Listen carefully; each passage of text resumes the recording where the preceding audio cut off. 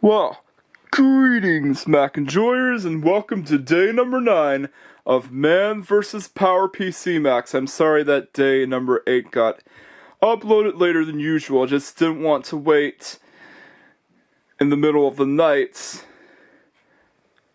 for me to upload the video. But anyways, what you're seeing here is an SD card. Yep, it's an SD card, and you might be wondering why I even got an SD card. Well, it's because I got an IDE to SD card adapter for the Power Mac G4. And I just purchased the adapter for it. I was gonna get an SSD, but SSDs were pretty expensive. And they certainly are still expensive. SSDs are probably one of the most widely used hard drives for any computer nowadays, which makes sense. So yeah, it's not like the Power Mac G4 needs a lot of space, because 64 gigabytes is plenty for it. And the original Power Mac G4 450 megahertz came with a 25 or 30 gigabyte hard drive, if I remember correctly. So yeah, it's a huge step up from its original hard drive, and it'll help reduce the weight of the computer. But anyways, let's take out the hard drive that crapped out so we can eventually replace it with this. So let's go. Here we go again. It's time to latch open the door and get rid of that hard drive. Okay, this is going to take a while, but I'm sure I will get there.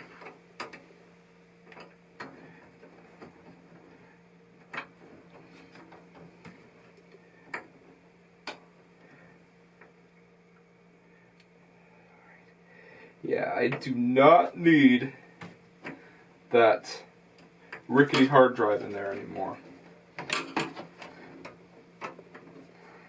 Yeah, because the length of the screwdriver that I use, it is hard to get it out of there.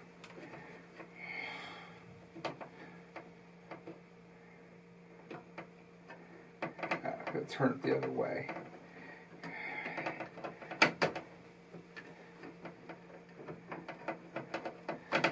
Yeah, that's one screw removed.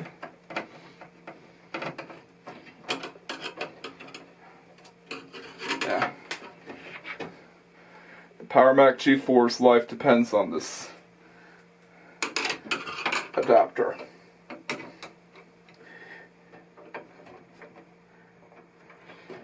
Okay, yeah. Just be glad I don't have it plugged in, or otherwise I will get electrocuted and pretty much be like Marv from Home Alone. Well, more specifically, Home Alone 2. You remember that scene where he gets electrocuted? Yeah, it was hilarious. Yeah, that trap would actually kill you in real life. Okay, another screw gone. Yeah, that hard drive is out of here. Yeah, let's get the third screw out of here, and hard drive, well, it's going to the dump. There's no purpose for it right now. So, jump cut time. And now that all the screws are out of here, except for the fourth one, I didn't bother to put in the fourth one, it's time to take out this hard drive. Here we go.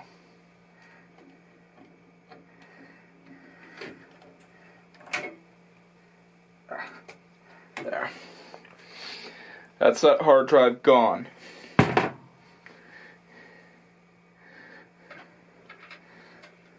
Yeah, and definitely save the screws, because we might need them. So yeah, now all we gotta do is wait.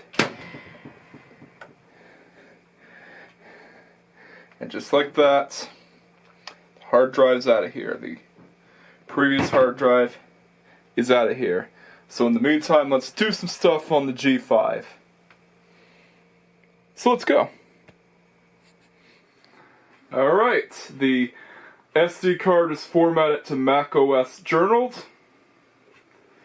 And we're pretty much all good to go. All that needs to happen now is for the IDE to SD card adapter to arrive in the mail, and we're pretty much good to go. Yeah. And this is a Beethoven moment right here, because when all hope was lost for the Power Mac G4, especially when its hard drive crapped out during testing and during preparations, the stars just so happened to align, and I got myself an IDE to SD solution. And not to mention, hard drives for the Power Mac G4 are hard to come by nowadays and pretty expensive, so it's best you replace it with an IDE to SD solution. Although, for the sake of keeping the computers authentic, I usually like to have the original hard drive. But a lot of people usually put in adapters for the Retro Macs because it helps improve the hard drive speed. Anyways, let's celebrate this glorious moment by testing out another program on the Power Mac G5 while the IDE to SD adapter arrives. Yeah, for some reason, this emulator will not work with any controller that I've tested. Not even the Logitech gamepad. And that's the controller that has the best chance at working with this emulator, aside from a USB to PlayStation adapter. Yeah, you know, you plug in a PlayStation controller into an adapter with USB. Yeah, a lot of them exist. And they're most popular for, well, people who like to run PlayStation emulators. Yeah, I just skipped the intro since it does have copyright music. Again with the YouTube Content ID system. Yeah, I understand it was made for piracy. Well, made to prevent piracy, but to me, it's doing more harm than it is good. I'm sure I'm not alone on this. Yeah, if you want to emulate a game, please make sure you select Emulate BIOS, because it'll not work once you have that selected. Alright, so we're going to do normal and select the teal Corvette and do it on Tahiti Road, since it's one of the easier tracks in the game.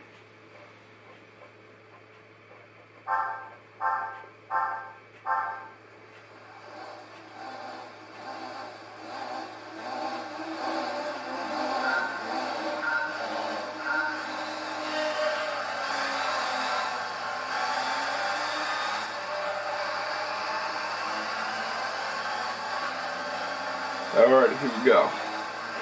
Yeah, imagine playing a PlayStation game on a keyboard.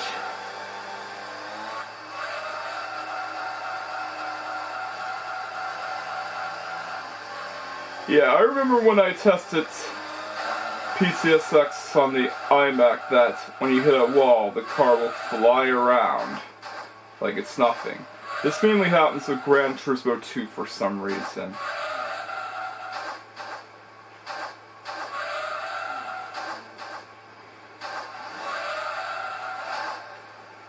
Yeah.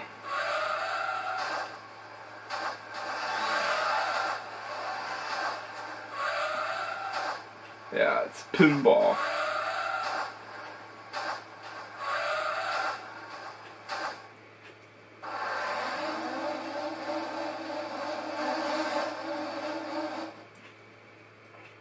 Yeah, we're gonna try again.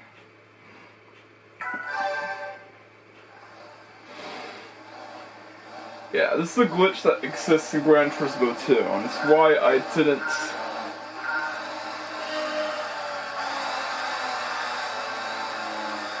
play the game on the iMac G4 as intended. Because of this glitch. So you can't do any wall rides. For some reason Gran Turismo 1 doesn't have the glitch. But Gran Turismo 2 has it. Very weird. And you'd think of a more powerful computer that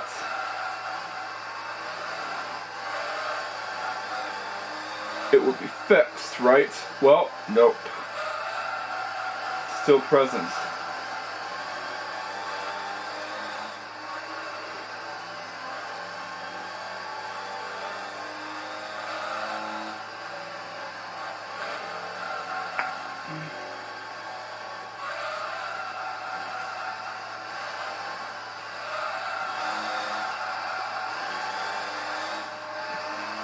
Trying not to hit the walls.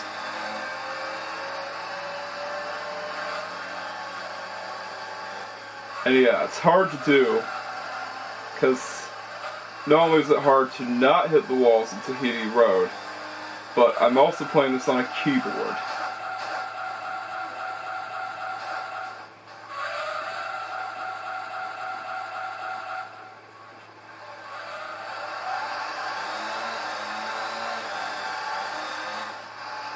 Thankfully, we're right back in the race.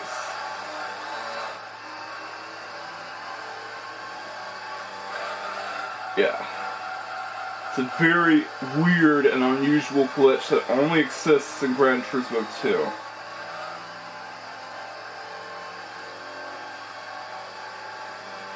And the speedometer also reads 2 miles per hour. It does not happen when you play it on the PlayStation 1. Or even the Dreamcast, for that matter.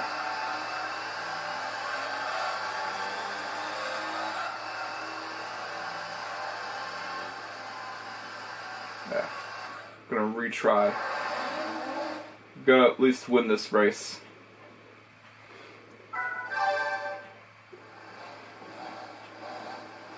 Yeah, this video is called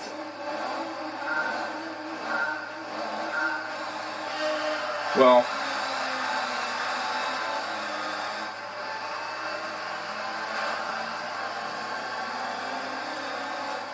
PowerMac G4 is back in action in emulator testing. Oh wait, I should call it PowerMac G4 hard drive removal and emulator testing. There.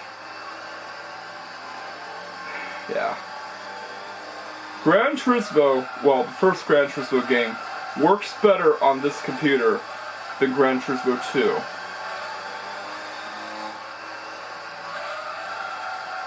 And it also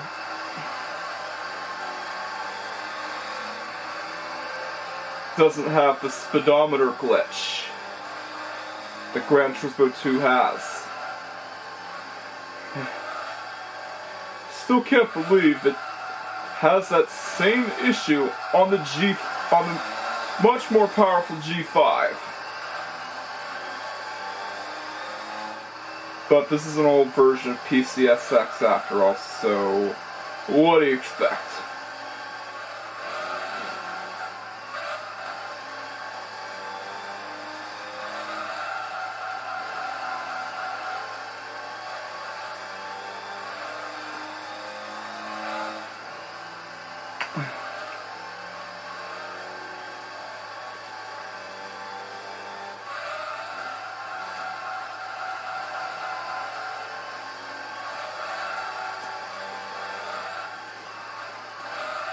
Yeah, I cannot get over playing a PlayStation game on a keyboard. It's such a weird feeling.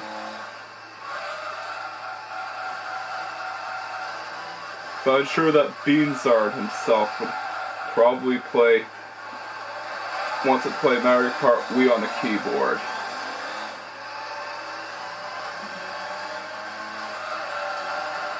Probably wouldn't be possible to hook up a USB keyboard on the Wii, but it does have a USB keyboard. Yeah, it's another glitch that the car sometimes phases through the other car. And again, this only happens in Gran Turismo 2, it doesn't happen in the first Gran Turismo game. Even though Gran Turismo 2 is a much better game than Gran Turismo 1. It has more content, it's much better to play, and it's an overall better game. A shame that it doesn't work well on PCSX. But I do have a game that will work well on PCSX no matter what. And I've tested it before, so let's go. Here we go. This is the original Japanese version of Gran Turismo. Yeah, sometimes it really takes effort just to get the disc out of there.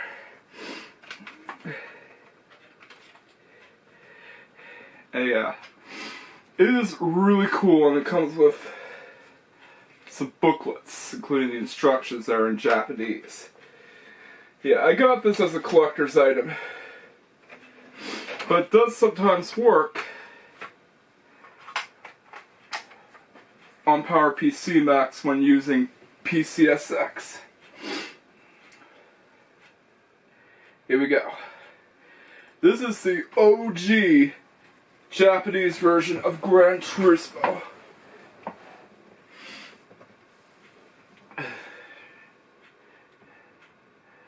But does the controller still work? We're gonna find that out. Preferences.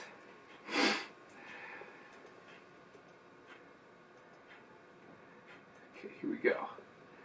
Run CD.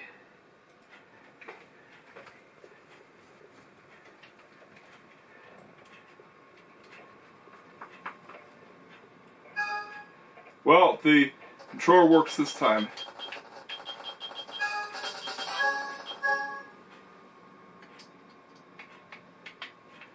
But the analog stick is still iffy.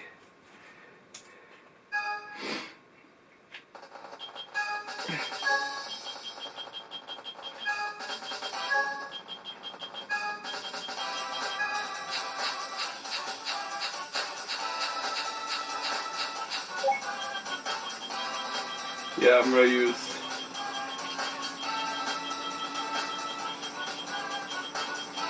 keyboard for this one. Brace yourselves. Sheesh. Gotta get a new old controller for this thing. Let's run CD after we close this window. Jeez.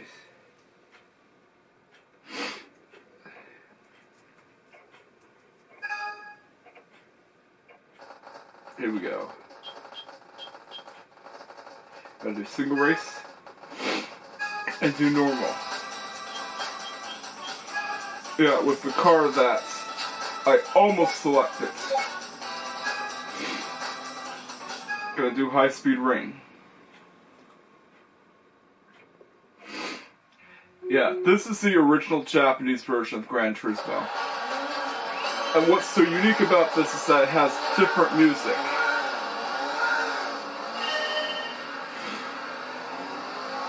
And the music also doesn't fit in under the YouTube Content ID system, so no need to mute it.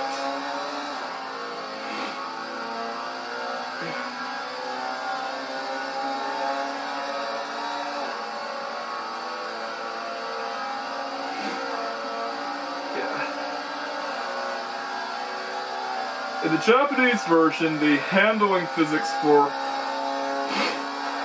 arcade mode and simulation mode are pretty much the same. Whereas in the North American version, the handling physics of arcade mode had a tweak to make it feel more like an arcade game.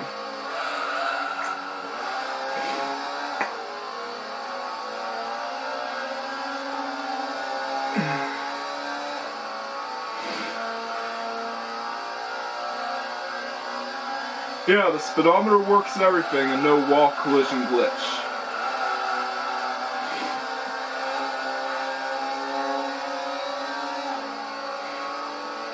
So yeah, handling is pretty much the same in arcade mode as it is in simulation mode in the original Japanese version of Gran Turismo 7.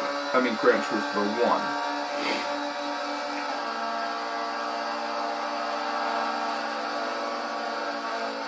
Not let that car get past me.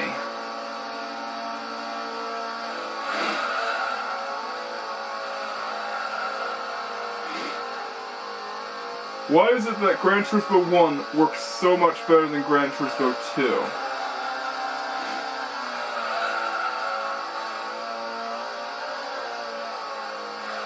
Well, I ask that because Gran Turismo 2 is a newer game than Gran Turismo 1, and there's just no excuse for it to not run as well, especially with the wall bouncing glitch and the speedometer glitch in early versions of PCSX on Mac.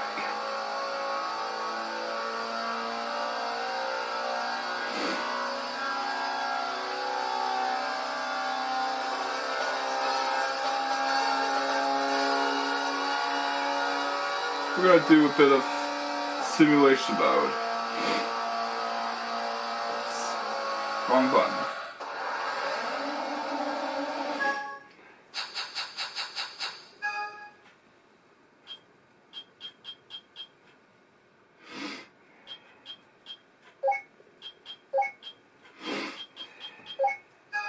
Alright, here we go.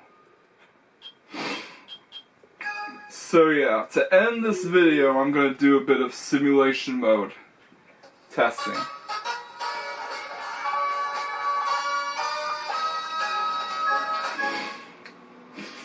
Yeah, the Japanese version is vastly different from the North American and European releases. And what's strange about that is that the European release came before the North American release. Usually it's the other way around, but not here. Let's start out with the Toyota Supra.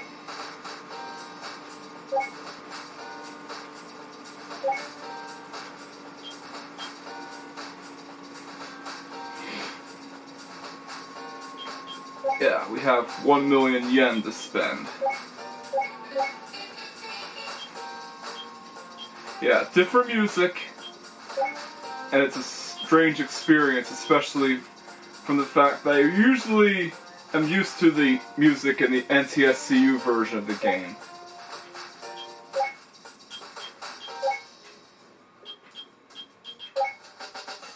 Alrighty.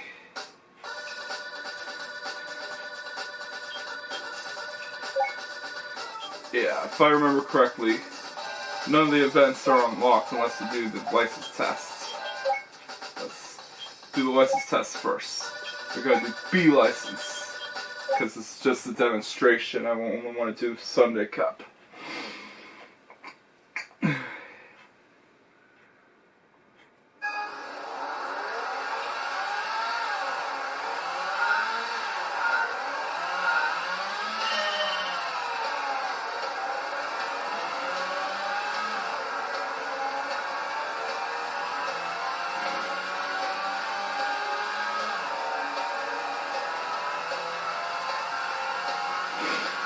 Yeah, it's a basic start-stop license test.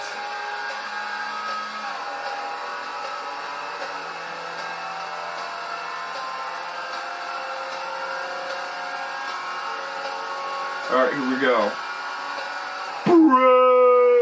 break too early.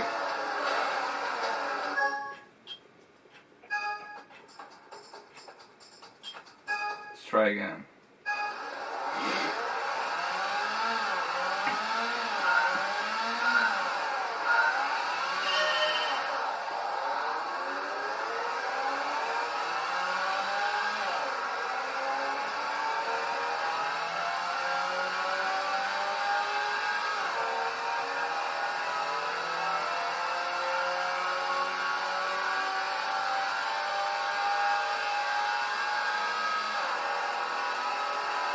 Love to play this game on a mod at PS1 sometime.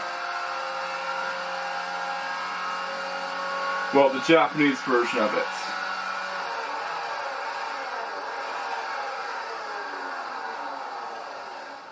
Okay. Of course we failed.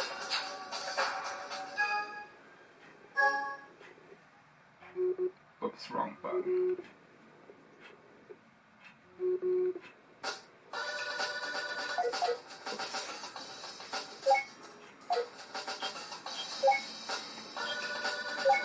Okay, here we go. Yeah, I'm still trying to get used to the controls on the keyboard. Yeah, it's alien to me. Because I've never played any PS1 game on a keyboard.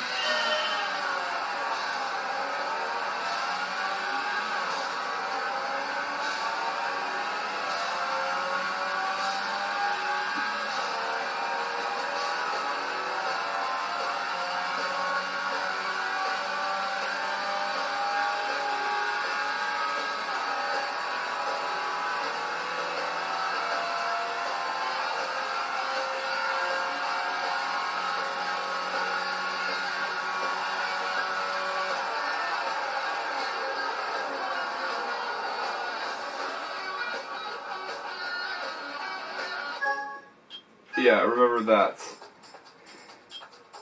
Yeah, if you try to brake too early, it won't count.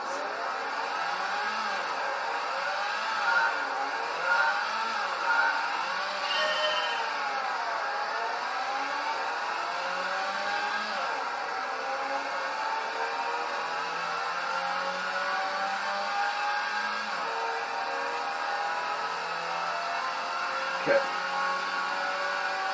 Yeah, these tests are usually pretty easy on a controller. But with a keyboard, it's completely new territory for me.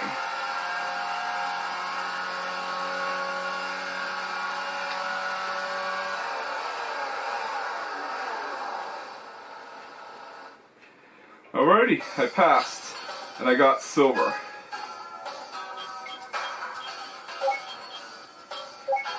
Finally. I at least passed one of the tests. Yeah, it took me a bit of getting used to, especially with the weird way I have to play the game.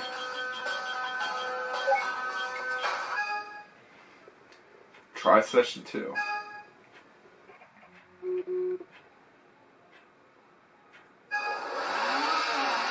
Yeah, this is the one with the faster car.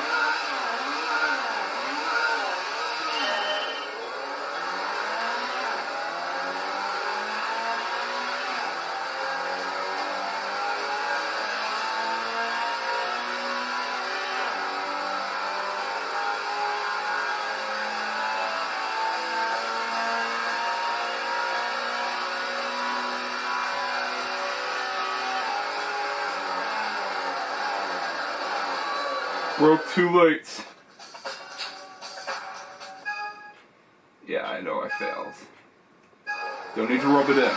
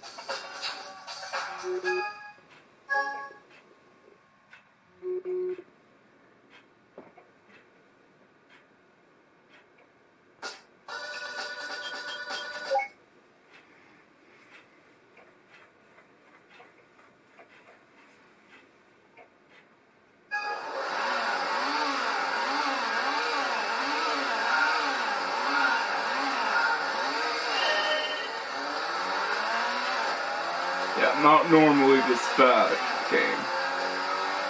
But, believe me, I have to try to adapt to a new control scheme.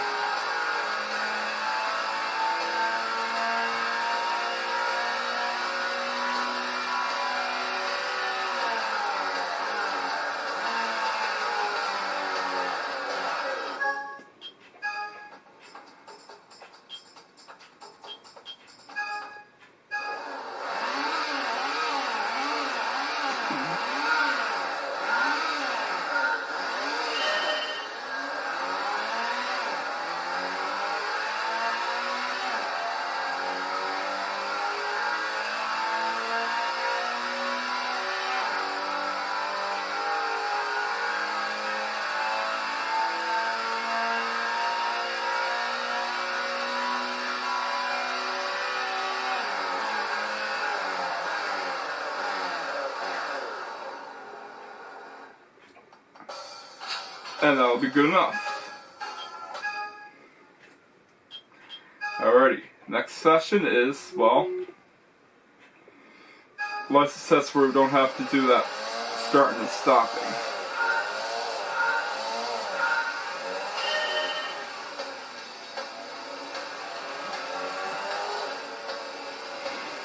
Yeah, with Gran Turismo 2, you don't need a license for the Sunday Cup, but it doesn't award a prize car. Yeah. Gran Turismo is, I think, the only game in the series where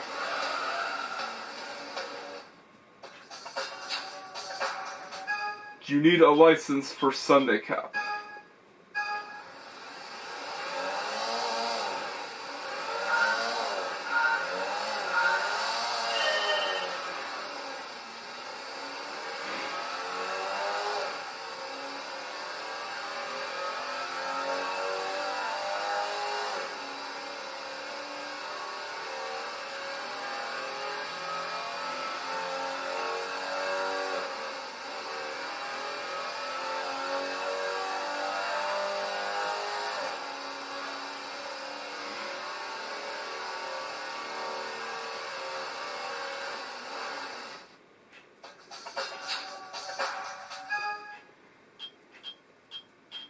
Was the record time for that? Yeah. 28,500.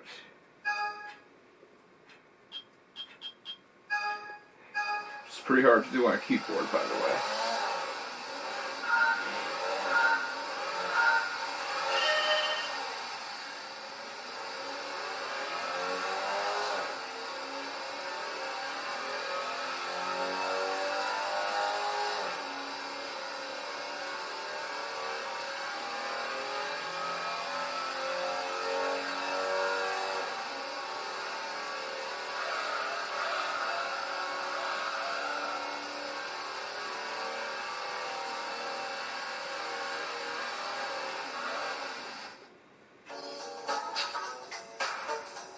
Well, I got bronze, that's good enough for me.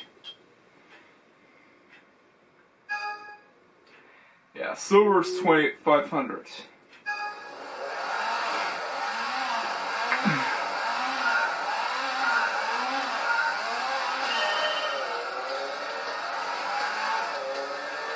So my goal here is to basically win the Sunday Cup, and that's it.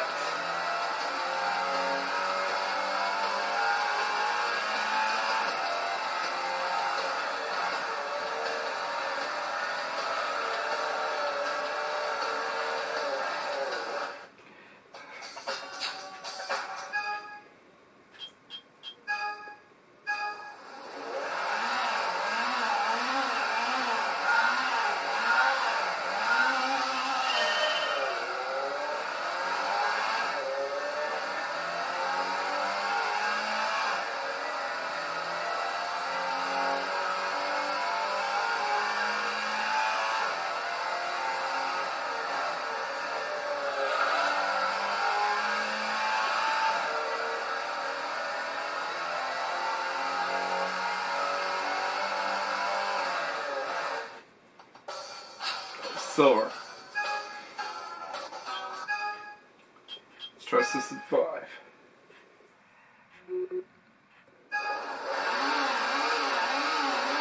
Another one of these tests. Man, they sure love repeating the same tests, don't they?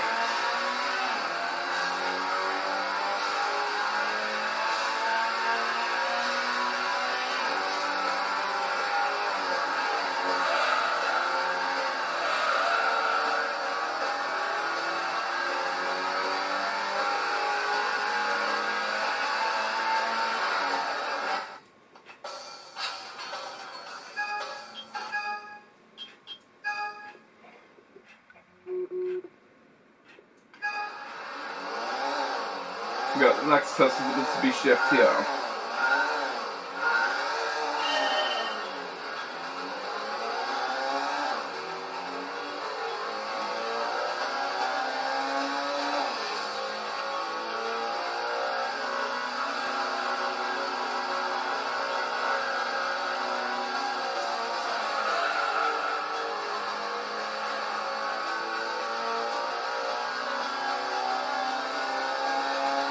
This one you don't need to brake.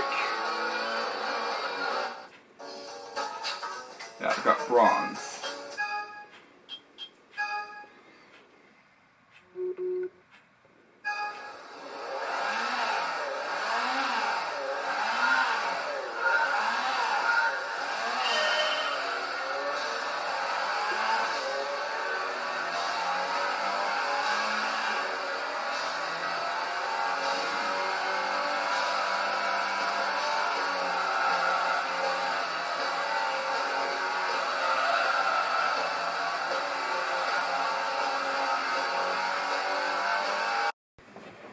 Yeah, the recording was so long that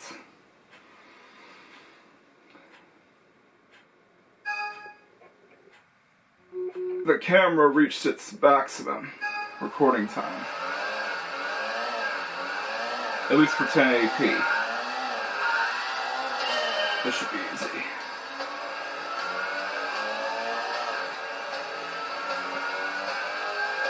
Yeah, I only ever need B license because, well, I only intend on beating the Sunday Cup. It's just a demonstration after all.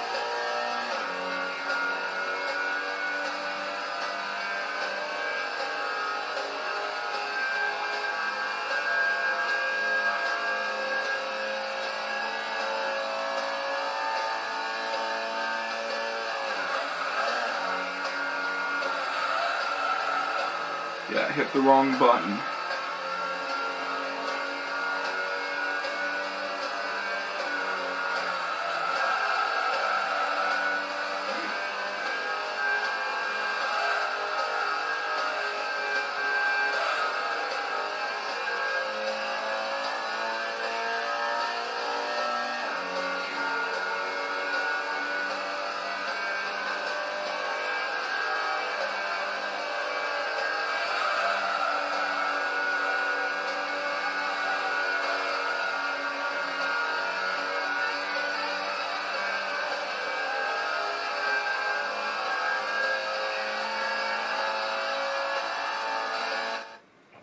I passed! I got silver. Let's go!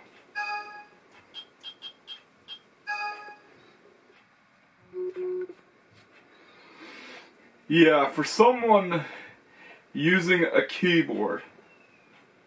Oh, it crashed. Looks like we're gonna have to jump cut. Yeah, I had to restart another game because it crashed and I forgot to save. But I did save this time though. So yeah, let that be a lesson to you guys. Always remember to save because you never know what's going to happen.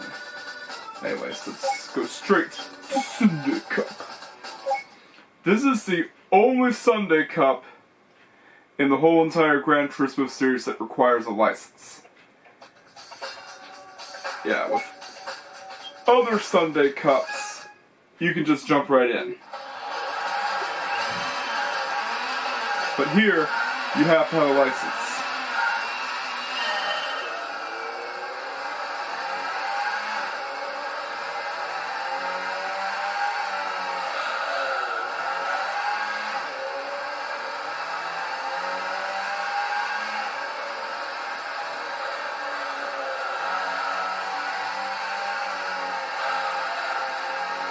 And unlike the North American version of Gran Turismo 1, it doesn't auto-load, so you have to load on your own.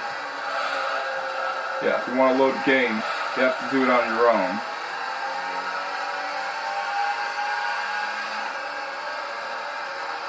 Yeah. I don't think auto-loading has become a feature in Gran Turismo until the North American release of Gran Turismo 1, or the PAL release, depending on how you look at it.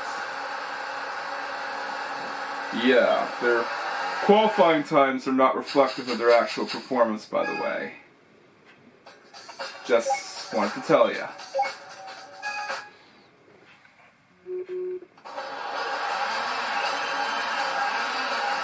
Yeah, just thought I'd tell you that.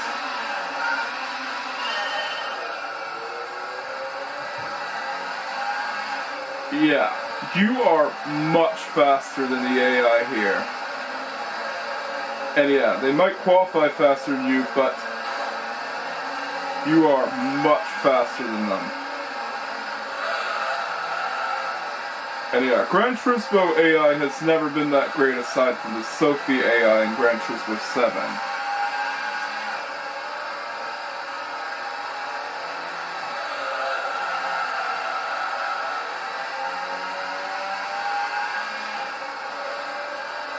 Yeah, this is the fastest starting car in the game, and probably the best.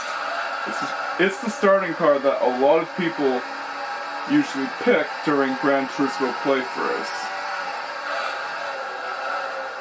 Yeah, fishtail right there.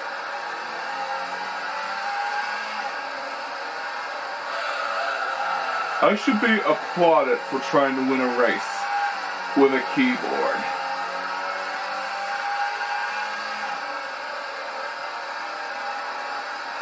Once this championship is won, we'll end the video here.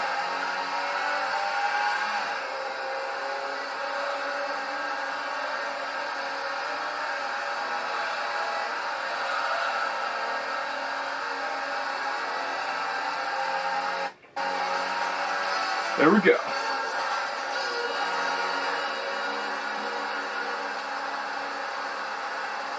See what I mean? Easy.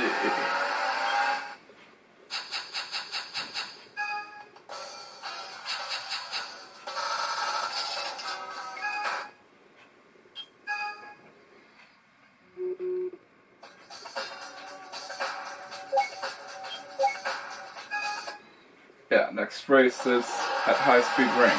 What else? I mean, where else?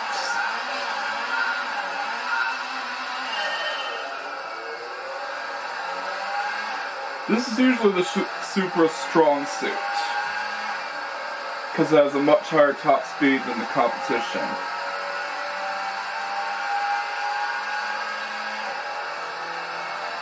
Autumn Ring Mini is more of a handling focused track.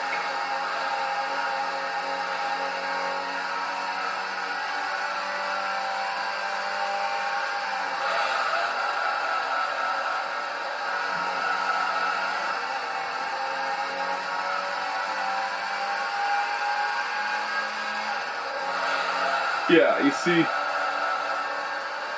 controlling Gran Turismo with the keyboard kind of reminds me a bit of MechWarrior 5, yeah. With MechWarrior 5, you can play the game with a keyboard. And I find that the game itself is very well suited for a keyboard. Yeah, that's what playing Gran Turismo with a keyboard is like playing MechWarrior. Yeah, I've played MechWarrior at my brother's palace, and it was a great game, although the first mission is really hard because you're using the Javelin. The Javelin's like one of the weaker mechs in the game, although it does have jump jets. Yeah, it's ironic that the first mission in the game is very hard. Yeah, and the controls take a bit of getting used to. The throttle works differently from any racing game that you've played. I like to play it again, but I couldn't be bothered to beat the first mission, because it was that hard, especially the tanks. Yeah, you can run right into them, but you'll take damage while doing so. And they'll basically shoot you.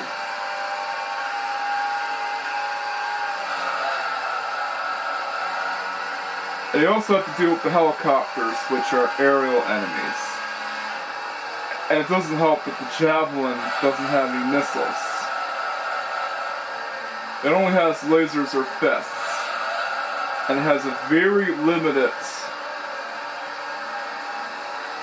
attack range, so you can only go up as far as you can.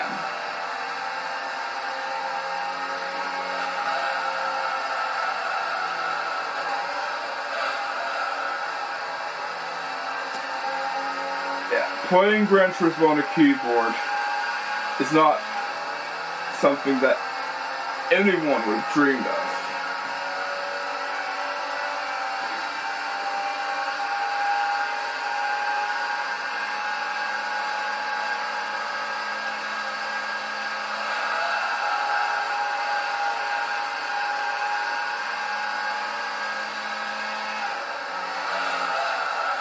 But I'm pretty sure that playing Mech Warrior on the keyboard is more commonplace. It's kind of like playing Steel Battalion.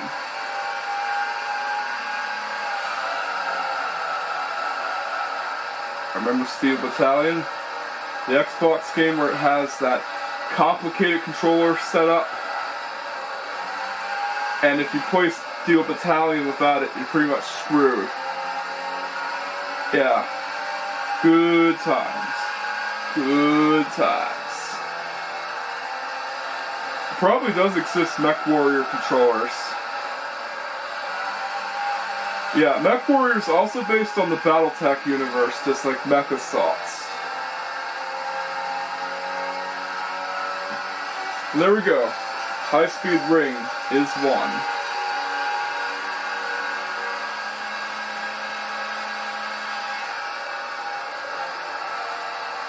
Yeah, I think the Mech Warrior series is still going strong, whereas I don't think there's any Mech Assault game that's ever been released in a long time. Not at least since Mech Assault 2. I'll have to look that up.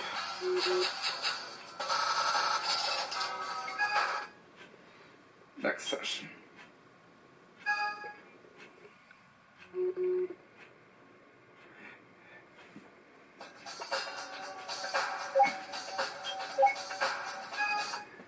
Where we headed to this time?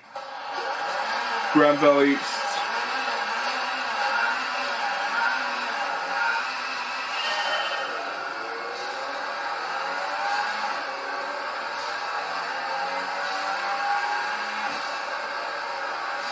Although I think the strategy of the first mission is to just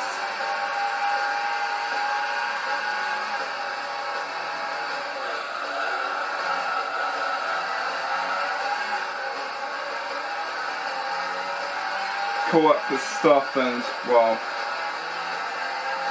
run. I don't know. I haven't played Mech Warrior 5 that much. I'll have to look up the optimal strategy for that mission. There's a lot that I don't know about Mech Warrior 5. I'm trying to get used to the game.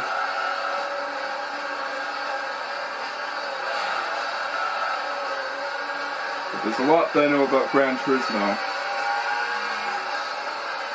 And yeah, playing with the keyboard definitely feels more like you're controlling a mech than is you're driving a car.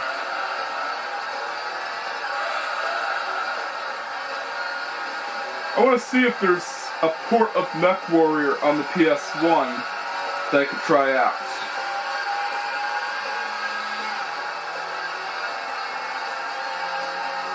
So I can really feel like I'm controlling a mech.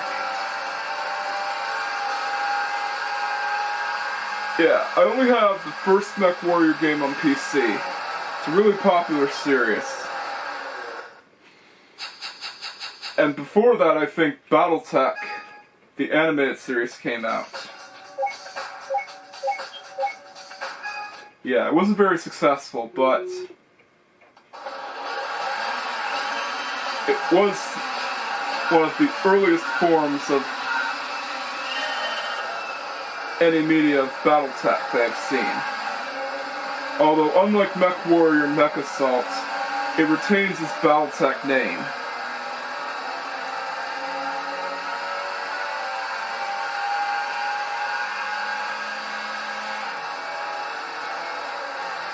I think this game is good training for controlling a mech in MechWarrior, except the controls are a bit different than in MechWarrior 5.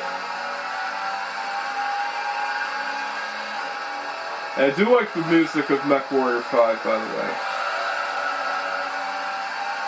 I'm trying to figure out how to beat the first level. I'm sure there's experts that will tell me in the comments.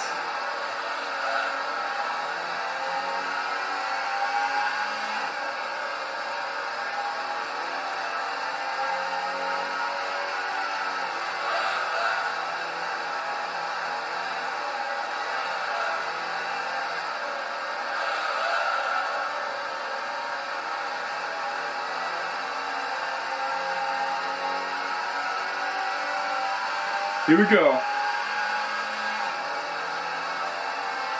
It's the second lap. Yeah, these are usually short 2-lap races. They're over within a couple of minutes.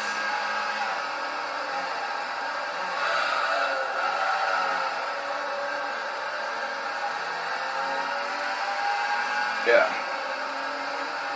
I think one of the longest Sunday Cups was in Gran Turismo 3 and Gran Turismo 4. The final race in the Sunday Cup in Gran Turismo 3 is at Trial Mountain. And it's a 2-lap race. It should have been a 1-lap race. But there's not a lot of those in that game.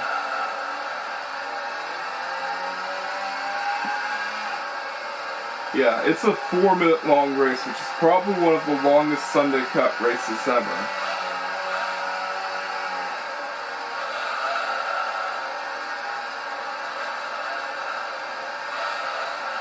It's amazing that this computer can run PS1 games, but earlier PowerPC based Macs are known to do the same, so it's no big surprise.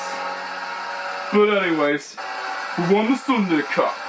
And I'm going to end the video on that.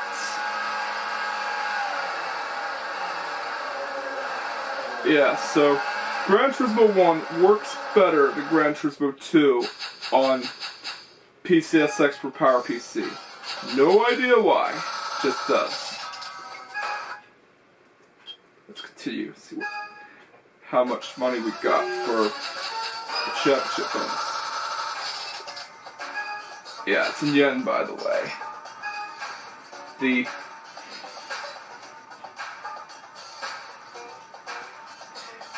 European and North American versions have their currencies adjusted. Yeah, it says, "Get the new machine!" which I always found to be hilarious. In PAL, it still said, "Get the new machine!" But I think in North America they changed it, "You have a new car," which makes more sense. Yeah, at least in the NTSCU version, they changed it.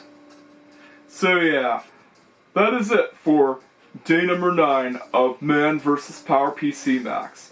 You know the drill by now. Don't forget to like, comment, subscribe, and hit that notification bell just in case I haven't already done so. Catch you guys next time. Peace out.